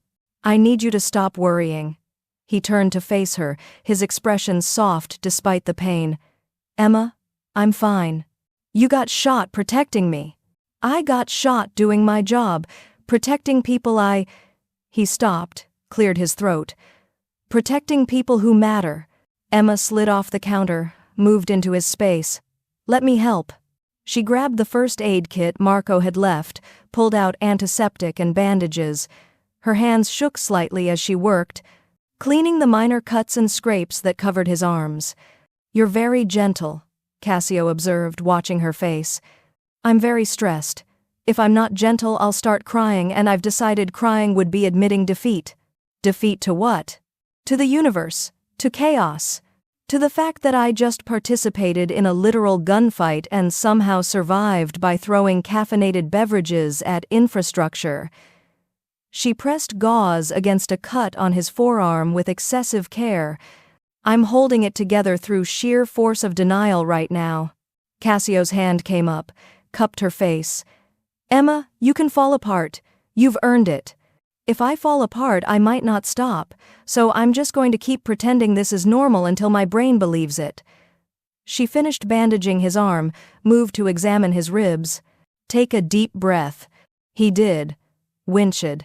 "Definitely cracked. You really should see a doctor." "I have a doctor. He's discreet. He'll be here in the morning." Cassio caught her hands, stilled them. "Emma, stop, please. I'm helping. You're avoiding." He pulled her closer, his voice gentle. "Talk to me. Really talk to me." Emma's carefully constructed composure cracked. "I'm terrified," she whispered. "I keep replaying it. The gunfire, the steam, Luca's face when he—" Her voice broke. "He killed my father, Cassio." He admitted it. "He killed my father because Dad asked too many questions, and tonight I looked him in the eye and—" "You were magnificent. I was lucky. If that pipe hadn't ruptured, if my aim had been worse, if—" Cassio kissed her, soft, slow, grounding. When he pulled back, his forehead rested against hers. "No ifs. We survived. That's all that matters." "Is it? Because tomorrow there will be consequences. Police, FBI, whoever else wants answers.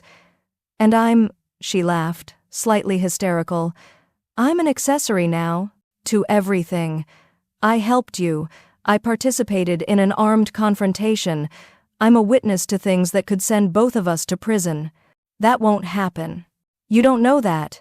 "Yes, I do." Cassio stepped back, moved to the window overlooking the property. "He's giving up everyone he worked with, everyone who funded him, every connection to the trafficking operation. In exchange, the FBI is offering witness protection and a reduced sentence. Why would he do that? Because the alternative is dying in prison. Or dying before he gets to prison. Cassio's expression was hard. Luca made enemies. Lots of them. The moment word got out he was in custody, I started getting calls from people who want him dead. He's safer cooperating with the feds than taking his chances with us. Emma processed this. And you? What happens to you when Luca testifies about Pisano Global? The legitimate parts of my business are clean. Aggressively clean. I've spent 5 years making sure of it. He turned to face her. The parts that weren't clean? Those are being shut down, sold off, dissolved, eliminated. By next month, Pisano Global will be exactly what it claims to be, a risk management and consulting firm, nothing more. You're going legitimate. I'm going sane. He crossed back to her, his intensity returning. Emma, tonight when I thought I might lose you when Luca's gun was pointed at you and I couldn't get there fast enough, his voice roughened, I realized something. This life I've been living, this empire I inherited, it's not worth dying for. It's definitely not worth you dying for. Cassio. Let me finish. He took her hands. My father built power through violence. My brother rejected that and died anyway. I tried to find middle ground, keeping the organization intact while making it cleaner, safer, more controlled, but that's not enough. It's never going to be enough. What are you saying? I'm saying I'm done. Done with the legacy, done with the darkness, done with pretending I can keep 1 foot in legitimacy and 1 foot in crime. His eyes held hers. I want out. Really out. And I want... He hesitated. I want you to help me build something new. Emma's heart hammered. What kind of something? Something legitimate. Something clean. Using everything I know about security, risk assessment, international business, but doing it legally, transparently. His hands tightened on hers. I want to build a company that my brother would have been proud of. That you can work for without compromising your morals. That doesn't require bulletproof vests and weaponized soda cans. Despite everything, Emma smiled. The soda cans were pretty effective though. They were inspired. But I'd prefer not to make them a regular tactical necessity. That's fair. She studied his face, looking for doubt or uncertainty. Found none. You're serious about this. Going completely legitimate. I've never been more serious about anything in my life. Except, he pulled her closer, except this. Us. I'm serious about building a future where the most dangerous thing you face is my terrible cooking and questionable taste in movies. You have questionable taste in movies? I like action films, exclusively. I've seen Die Hard 47 times. That's concerning. There are probably many concerning things about me you don't know yet. His smile was soft. But I want you to have time to discover them, without bullets or betrayal. Just normal relationship problems. Who does the dishes? Whose turn is it to pick the restaurant? Whether my obsession with perfect scheduling is endearing or grounds for murder. Definitely grounds for murder. See? This is important information to negotiate early. He grew serious again. Emma, I know this is fast. We've known each other less than 2 weeks. Most of that time you were either breaking things or decoding Renaissance manuscripts. This isn't a normal relationship trajectory. I don't think I'm built for normal. Neither am I. But I'm built for you. He brought her hands to his chest, over his heart. You match my intensity with chaos, my control with unpredictability, my darkness with light. He searched for words. You're the balance I didn't know I needed.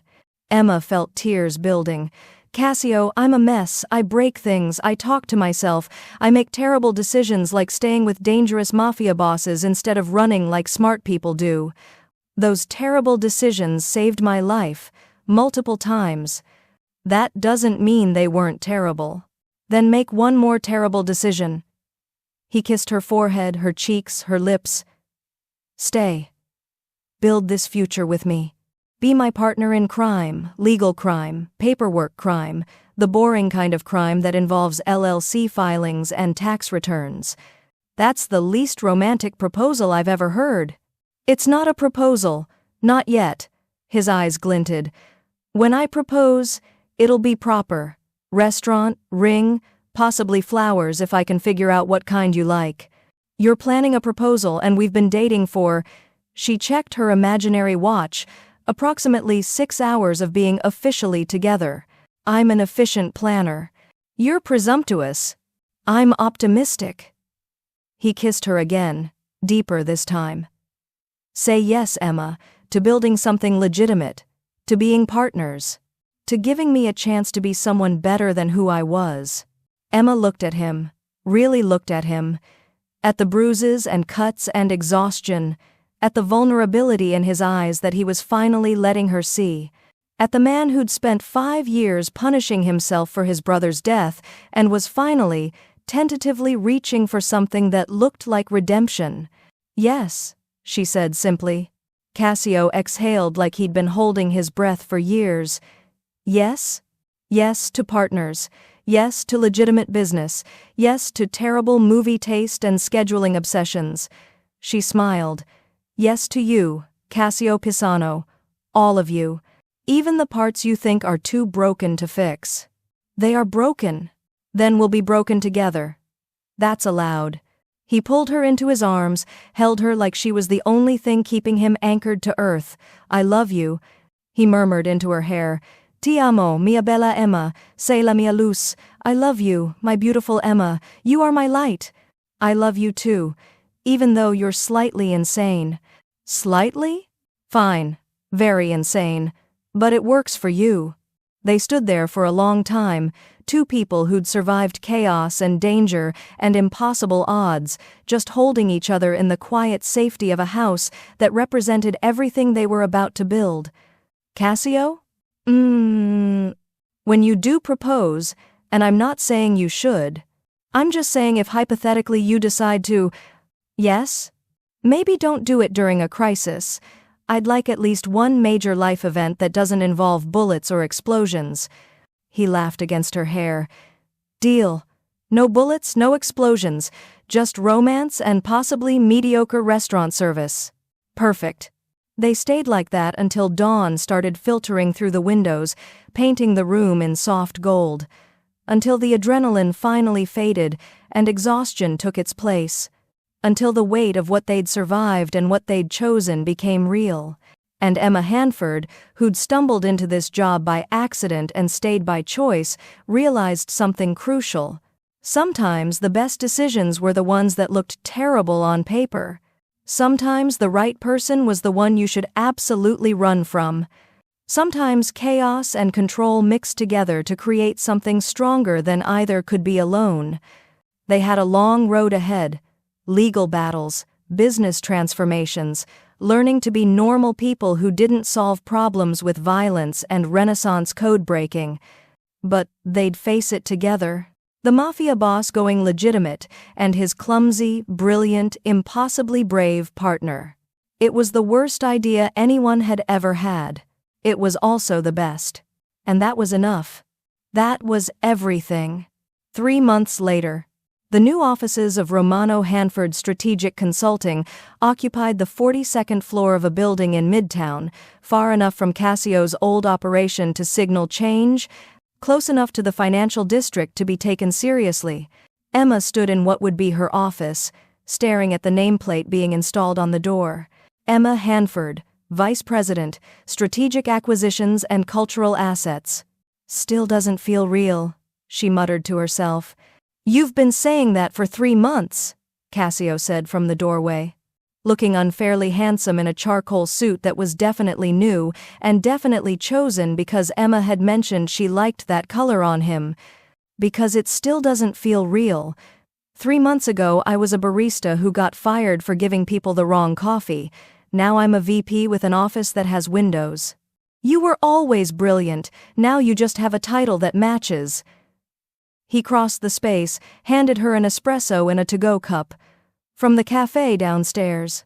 I checked, it's exactly 71 degrees. You measured the coffee temperature.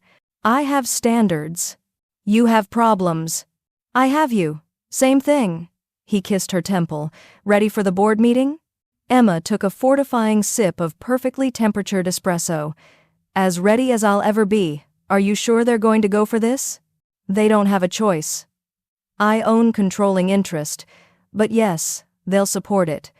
The math is sound, the optics are perfect, and, he smiled, no one wants to argue with the woman who helped take down a trafficking operation using carbonated beverages.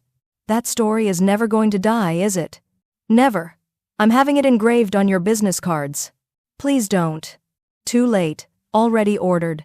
The board meeting was in Conference Room A, the largest one, with a view of the Empire State Building and furniture that managed to be both professional and not aggressively intimidating. The board members were already assembled, 6 people who represented legitimate investment interests in the newly restructured company. No more shadowy figures, no more whispered threats. Just normal, boring corporate governance. It was the most beautiful thing Emma had ever seen. Cassio called the meeting to order at exactly 10 a.m., because of course he did. Thank you all for coming. We have 2 items on today's agenda. First, the official announcement of our company restructuring and rebranding. Second, a proposal for a new community initiative. He pulled up a presentation on the large screen. Clean slides, clear data, the kind of professional polish that said, "We are a legitimate business, and we have the spreadsheets to prove it." Romano Hanford Strategic Consulting is now fully operational. All legacy operations have been dissolved.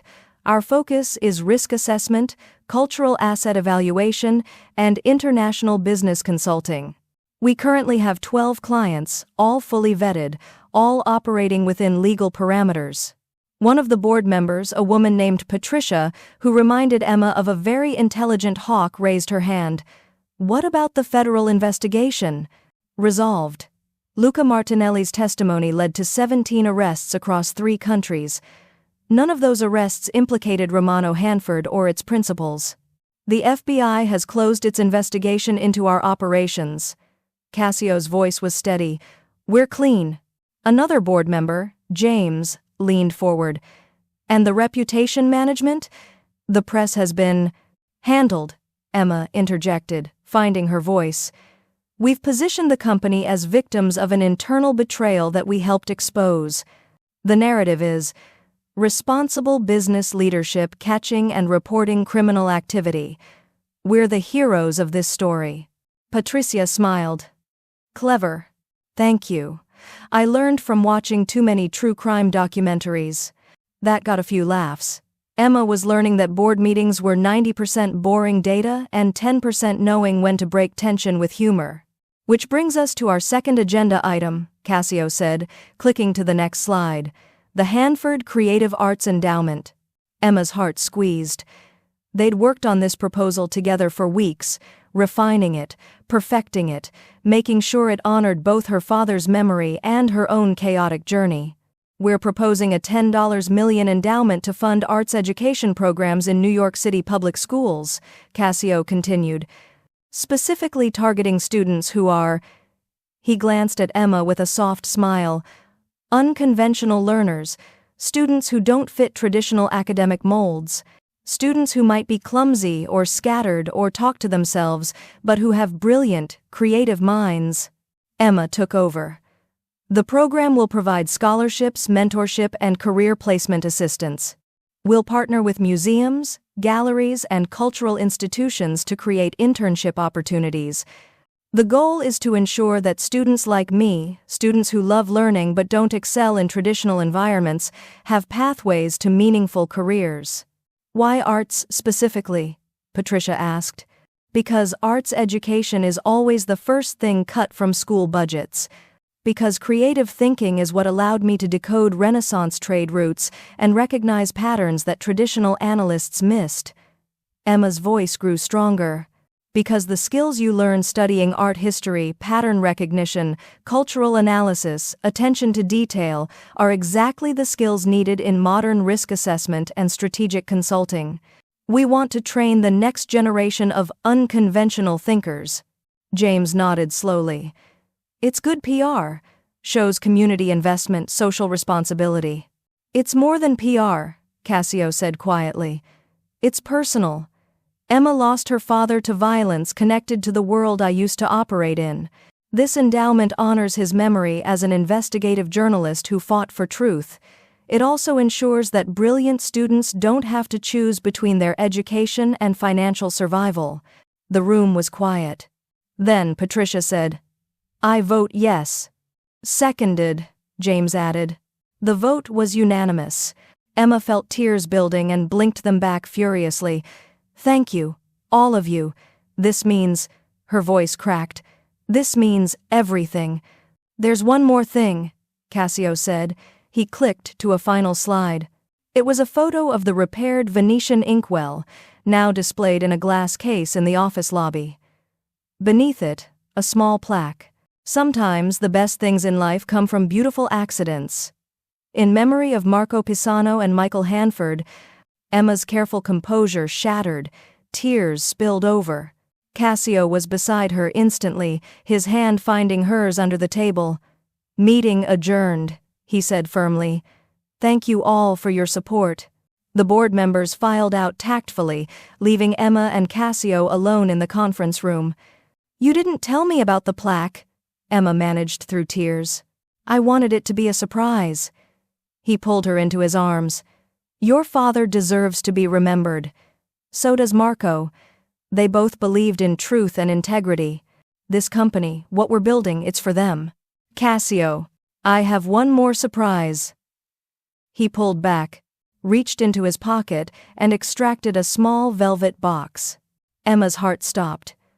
"You said no proposals during crises." "This isn't a crisis. This is the opposite of a crisis." He opened the box.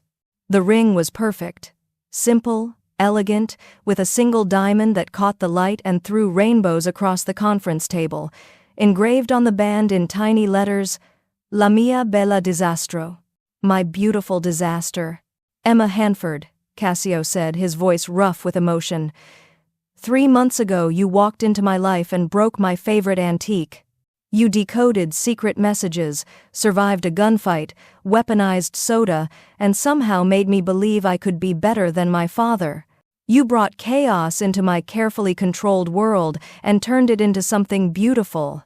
Cassio, you're brilliant, clumsy, sarcastic, brave, and absolutely impossible. You talk to yourself, you trip over nothing, you make decisions that should get you killed but somehow work out perfectly. He smiled. You're everything I didn't know I needed, everything I don't deserve, and I'm asking you, begging you to marry me, to be my partner in every sense of the word, to build this future together. Emma's hands were shaking. You put my beautiful disaster on the ring. It's accurate. It's perfect. She laughed through tears. Yes. Obviously, yes. How could I possibly say no to a man who measures coffee temperature and proposes in conference rooms? You could very easily say no. You'd be smart to say no. Lucky for you, I make terrible decisions. She held out her hand. Put the ring on before I change my mind. He did, his hands steady despite the emotion in his eyes. The ring fit perfectly. Of course it did. Cassio Pisano didn't do anything unless it was perfect. I love you, he said simply. I love you too, even though you're controlling and intense and probably have 15 backup plans for everything. 17 backup plans. That's excessive.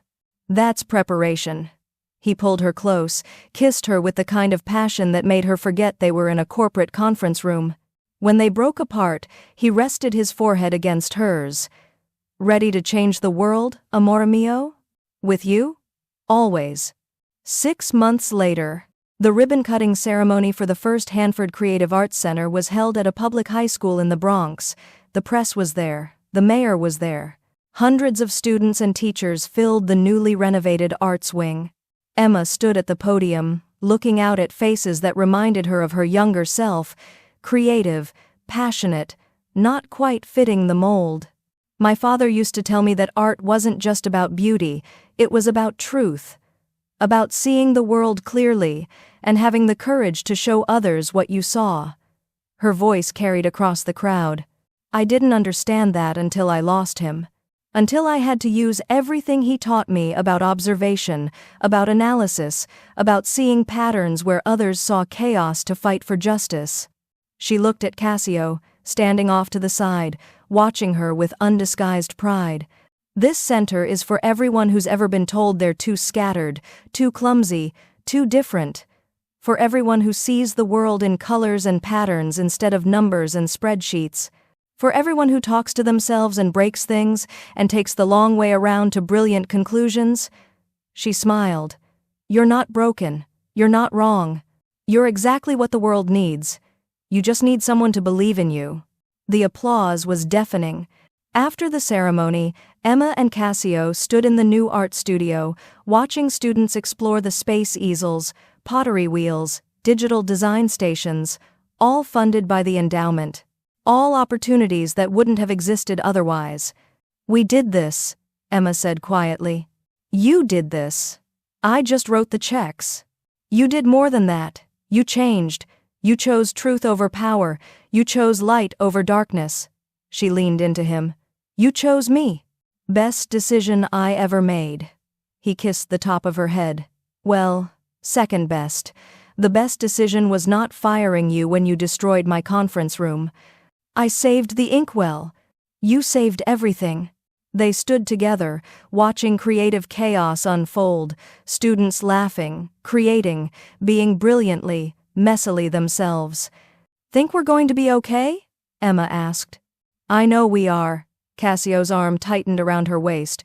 We survived bullets and betrayal. We can survive anything. Even wedding planning? Even that. Though I'm hiring a professional planner because the thought of you organizing seating charts terrifies me. That's fair. I'd probably seat your mother next to someone's mortal enemy by accident. Exactly. Emma looked at her ring, then at the students, then at the man who'd become her partner, in every sense of the word. Thank you, she said, for seeing me, for believing in me, for building this with me. Thank you for breaking my inkwell, for speaking Sicilian, for throwing soda cans at steam pipes. Cassio turned her to face him. Thank you for being my beautiful disaster. Always. They kissed, surrounded by the sound of creativity and hope and second chances. The mafia boss who'd gone legitimate and his clumsy, brilliant wife. The partnership no one saw coming. The love story that started with shattered glass and ended with something beautiful. It wasn't perfect, but it was real. And that was more than enough. That was everything. 1 year later, the New York Times business section featured a full-page article, From Chaos to Clarity, How Romano Hanford Strategic Consulting Became the Industry Leader in Cultural Risk Assessment, by Sarah Mitchell. When Emma Hanford broke a priceless antique during her job interview with Cassio Pisano, neither could have predicted they'd revolutionize an entire industry. Today, Romano Hanford Strategic Consulting is the most sought-after firm for companies navigating complex international cultural landscapes. Emma read the article on her iPad. Sitting in their shared office, the one with 2 desks positioned back-to-back, so they could work together without actually facing each other, because that was still too distracting. We made the Times, she called over her shoulder. I know. I've already had 6 new client inquiries this morning. Cassio's voice was distracted, focused. Also, your mother called. She wants to know if we're coming to Sunday dinner. Tell her yes, but warn her I'm bringing that terrible wine you hate so you have to drink it while being polite. That's cruel. That's marriage. Fair point. Emma smiled, turned back to her work authenticating a collection of Renaissance manuscripts for a museum in Florence, the kind of work she'd dreamed of doing before life got complicated. Except now life was perfectly, beautifully complicated in all the best ways. Emma? I love you. I love you too, even though you're annoying. Especially because I'm annoying. Especially because of that. Outside, Manhattan hummed with its usual chaos.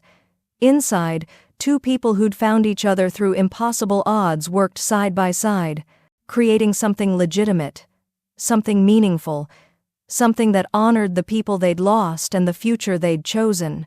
It was imperfect, messy, sometimes terrifying. It was also home. And Emma Hanford Pisano, VP of Strategic Acquisitions and Professional Beautiful Disaster, wouldn't change a single clumsy, chaotic moment of it. Not for anything in the world.